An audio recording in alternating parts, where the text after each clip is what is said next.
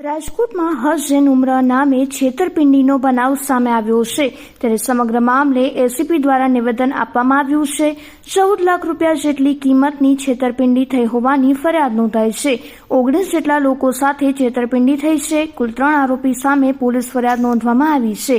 આરોપીઓ હજયાત્રીઓને સંપર્ક કરતા હતા, ત્યારબાદ તેમની પાસેથી રૂપિયા લઈને છેતરપિંડી આચરતા હતા।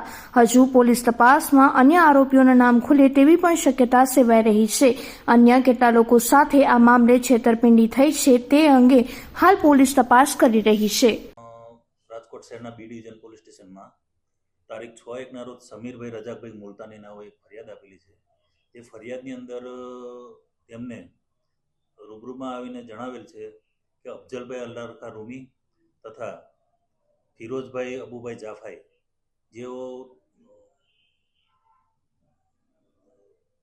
ટૂર્સ એન્ડ ટ્રાવેલ્સનું કામ કરતા હોય અને તેઓએ રજવી ટૂર્સ એન્ડ ટ્રાવેલ્સ નામની એક ઓફિસ ખોલેલી હોય, જેના મારફતે આ લોકો મુસ્લિમ સમાજના લોકોને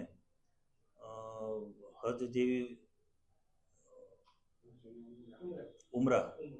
ઉમરા માટે લોકો યાત્રીઓને ફરમાવેલા અને 15 દિવસનું પેકેજ હોય અને આ લોકોને અમદાવાદથી ફ્લાઇટમાં લઈ જઈ અને 60,000 થી 70,000 રૂપિયા જેવું પેકેજ આપી અને લોભામણી જાહેરાતો આપેલી, જે આધારે આશરે 19 જેટલા યાત્રીઓ એમની પાસે બુક કરાવી અને તારીખ 4/1ના રોજ અમદાવાદ એરપોર્ટ ખાતે પહોંચેલા।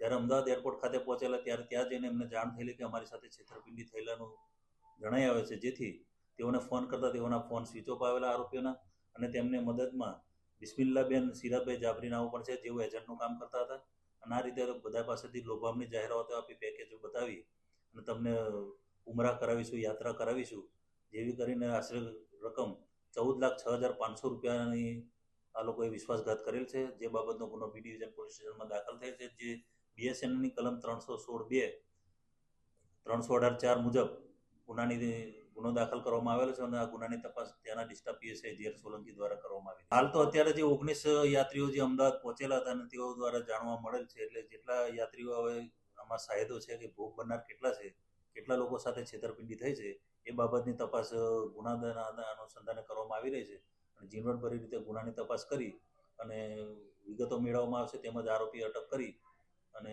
આરોપી અટક કરેથી પણ વધારે વિગત ખુલે જેવી હવે હાલ તો એ લોકો પોતાની જે ટૂર્સ એન્ડ ટ્રાવેલ્સની ઓફિસ છે, તેમના મોબાઈલો છે સદંતર બંધ કરીને બધું ફરાર થઈ ગયેલ છે।